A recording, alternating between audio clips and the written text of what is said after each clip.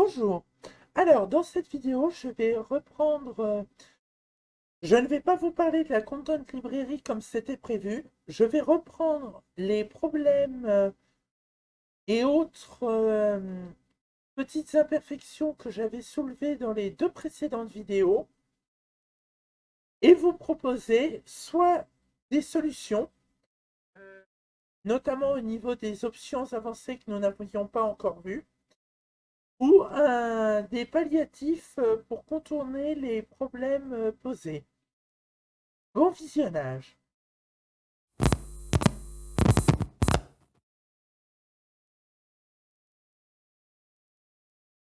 Et donc nous revoici dans le cartographeur où, comme vous le voyez, comme je vous l'expliquais dans la vidéo numéro 5 sur l'ambiance lumineuse, j'ai replacé ma tente sous l'arbre avec le défaut que je vous avais pointé. L'ombre porte sur l'arbre alors que l'arbre est bien au-dessus. Je refais le move to top. L'arbre est bien au-dessus de la tente. Alors, j'ai fait une suggestion, une feature request dans ce sens sur le Discord d'Arkham Forge pour suggérer que l'ombre ne porte que sur les éléments placés en dessous de l'élément qui génère l'ombre. Ce qui me paraît pour moi cohérent puisque ma tente est sous l'arbre, elle devrait donc faire de l'ombre au sol mais pas sur le feuillage de l'arbre qui est au-dessus. Mais pour l'instant, on m'a dit que ça n'était pas possible. Donc je ne sais pas si ça viendra dans le futur. En attendant, on m'a quand même donné une suggestion et je tenais à vous la partager.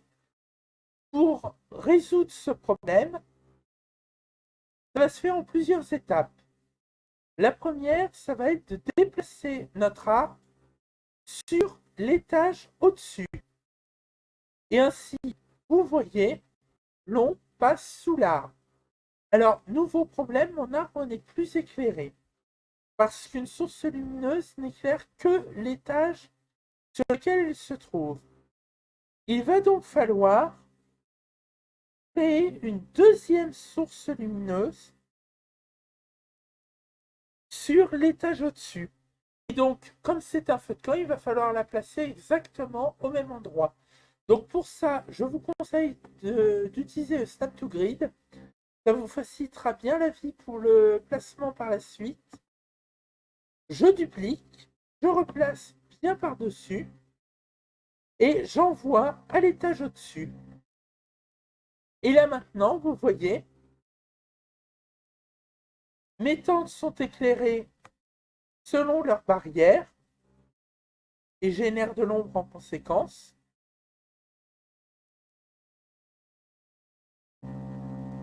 Et là est à nouveau éclairé et génère lui aussi de l'ombre. Alors bon, ça éclaire par-dessus cette tente-ci. C'est pas génial, mais toujours est-il qu'il y a quand même un gros problème, comme vous pouvez le voir. On ne voit plus rien. Pour une raison simple, c'est qu'il y a trop d'éclairage. La seule solution, c'est de revenir dans la luminosité et choisir un ton beaucoup plus sombre. Donc, plus sombre, plus bas, plus proche du bas. Vous le prenez, vous le copiez, vous revenez à l'étage au-dessus,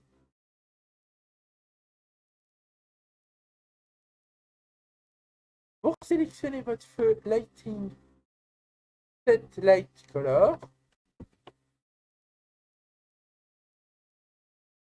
et alors par contre le CTRL V me génère toujours un feu supplémentaire, ce que je ne souhaite pas spécialement.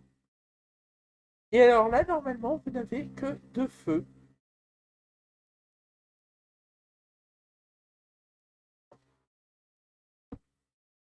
Et l'éclairage est un peu mieux. Alors, je pense qu'il faudrait l'assombrir encore plus. Vraiment un ton très sombre. Peut-être pas à ce point-là, mais peut-être comme ceci. Là, je fais des essais, hein. Je n'ai pas réussi à obtenir un effet visuel convenable. Donc, jusque-là, donc, je fais des essais. Et ça m'a encore dupliqué mon asset. C'est très chiant. Ok. Alors là, le feu de camp éclaire moins. On revoit ce qui se passe autour. Sachant qu'en radius, il est toujours en... Alors, il faut que je retourne dans Lighting. Il est toujours à 4 carrés de rayon. Hein, ça n'a pas changé. Ça éclaire la devanture de ma tente. Ça, c'est le feu de l'étage 0 qui me génère ça. Et ça m'éclaire là un peu mieux. Donc, vu que j'ai fortement baissé la luminosité, ça l'éclaire que moyennement. Mais ça l'éclaire un peu. Euh, Donc voilà, c'est la solution qu'on m'a proposée en attendant. C'est loin d'être parfait. J'espère qu'ils travailleront sur ma suggestion. Mais pour l'instant, je n'en sais rien. En attendant, il est possible de se débrouiller comme ça. Donc je tenais à vous le montrer. Voilà. À tout de suite pour la suite.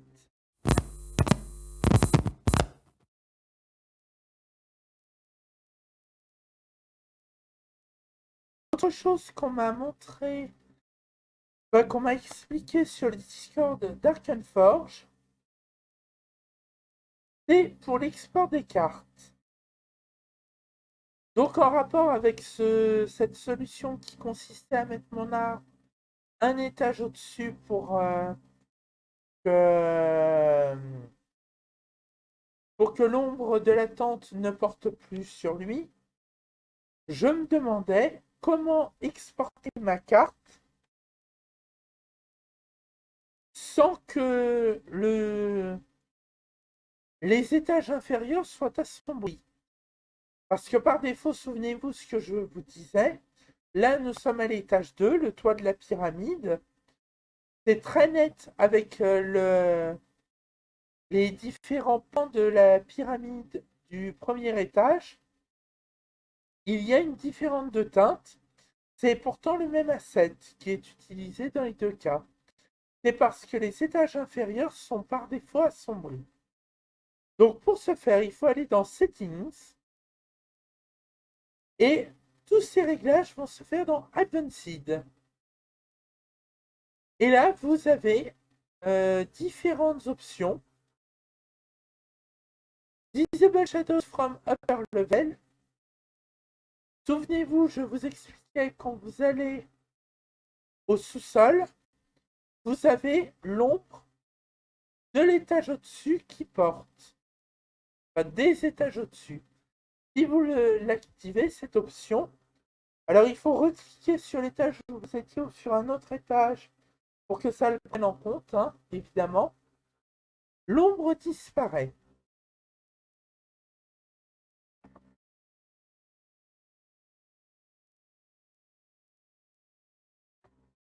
Maintenant, l'option 2, le Darken Lower Level, c'est justement ça.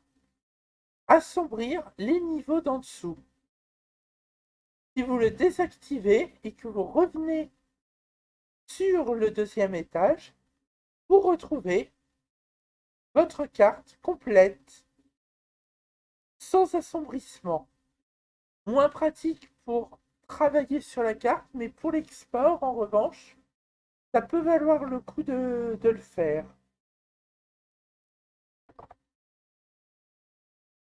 Alors, hide lower levels, ça veut bien dire ce que ça veut dire. Je vous montre. Vous ne voyez que le niveau en cours. Ça peut peut-être être pratique dans certains cas, mais honnêtement, moi, je ne vois pas.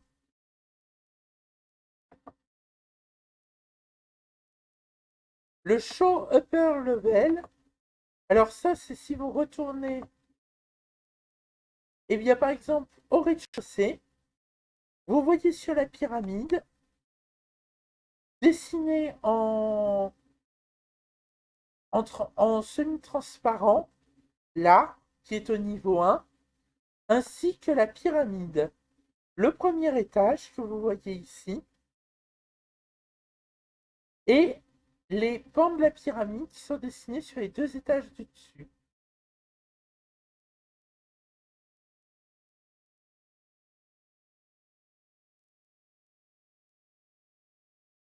Alors, revenons au niveau 0 et concentrons-nous sur ces tentes.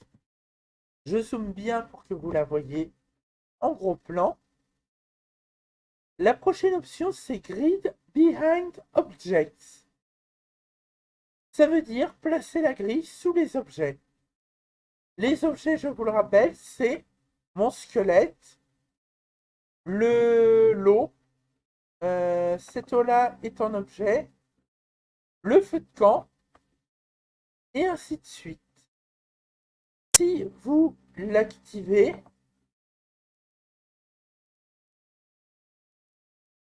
l'eau passe. Alors, elle était transparente, donc elle ne masque pas complètement. Mais vous voyez que la grille sous cette pellicule d'eau est quand même légèrement estompée. La grille passe sous le squelette, sous le feu de camp, sous la tente.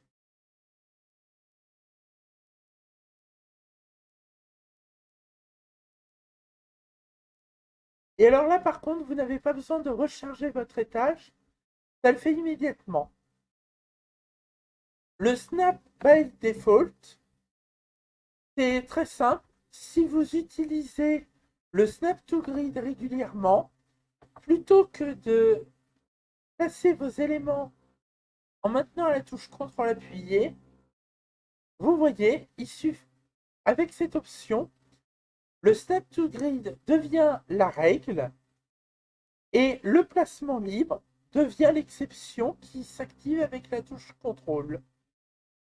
Donc là, j'ai CTRL appuyé, je place librement mon asset, je relâche la touche CTRL, tout de suite, il me replace en Snap to Grid. Et de la même façon, c'est une option immédiate. Vous n'avez pas besoin de recharger quoi que ce soit. Vous l'activez, elle est activée directement. Vous la désactivez. Vous replacez librement vos assets par défaut. Et avec CTRL, vous refaites du Snap to Grid.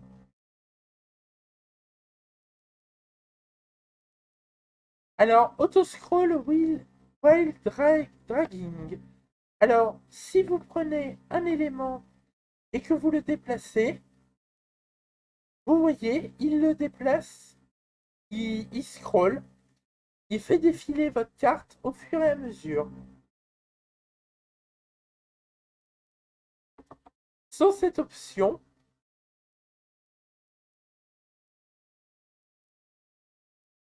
la carte ne défile tout simplement plus.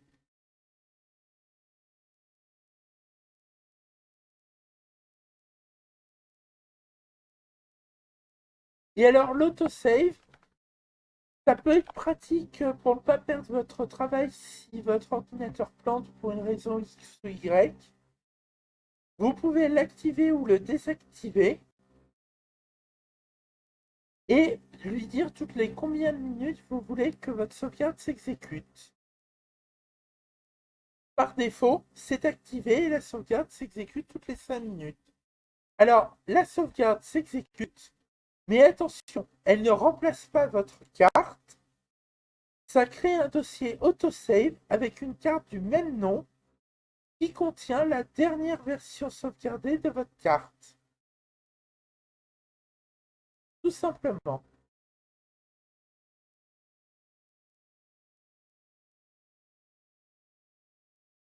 Et alors, après, dernière option que je vais vous montrer, la couleur de background. Alors, moi, par défaut, c'est le gris clair. Vous pouvez la changer si vous le souhaitez. mais je crois que le gris clair est la couleur la plus adaptée. En tout cas, moi, c'est celle que je préfère. Mais libre à vous de choisir une des trois autres proposées, noir, gris foncé ou blanc, en fonction de vos préférences. Et alors, une fois que vous avez terminé, donc on va désactiver le Darken Lower Levels. Et pour le reste, on va rester dans les options par défaut. Je clique sur Done, simplement pour lui dire de refermer le panneau, que l'option est par défaut et automatiquement prise en compte au rechargement d'un étage, s'agissant de tout ce qui touche aux étages. Je vais prendre une carte de nuit et je vais faire l'export de ma carte de nuit. Donc c'est pareil, cette carte-ci, je vous la mettrai donc en PDF et en PNG sur mon dossier mega.nz que je vous ai mis en lien de la précédente vidéo et que je vais vous remettre en lien de cette vidéo. Dernier petit tips intéressant pour l'export de cartes. Si vous appuyez sur la touche CTRL au moment où vous faites export, vous cliquez sur export, sur l'image export, je précise bien, il ne vous l'exportera pas en PNG mais en JPG directement.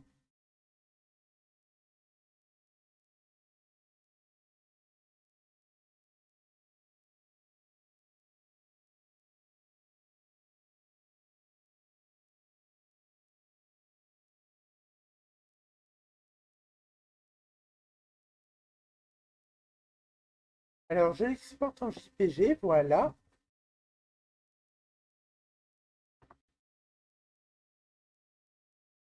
Non, c'est pas CTRL, pardon, c'est ALT. Faut exporter en JPG. Et effectivement, vous ne le voyez pas parce que la capture de mon écran ne capture que le Master Toolkit, mais j'ai bien le JPG qui est exporté en même temps. Et enfin, je vous fais l'export en PDF. Et ce sera tout pour cette vidéo. Donc, je reprendrai après le cours normal des vidéos avec ce que j'avais prévu pour cette vidéo-ci. C'est-à-dire, si je me rappelle bien, le Content Librairie. Mais dans l'immédiat, je voulais vous montrer ces différentes possibilités, ces différents tips pour vous aider à améliorer vos cartes malgré les contraintes imposées par le logiciel. Et bien voilà, j'espère que vous avez apprécié cette vidéo, qu'elle vous aura été utile. Je vous souhaite une très bonne soirée et à bientôt.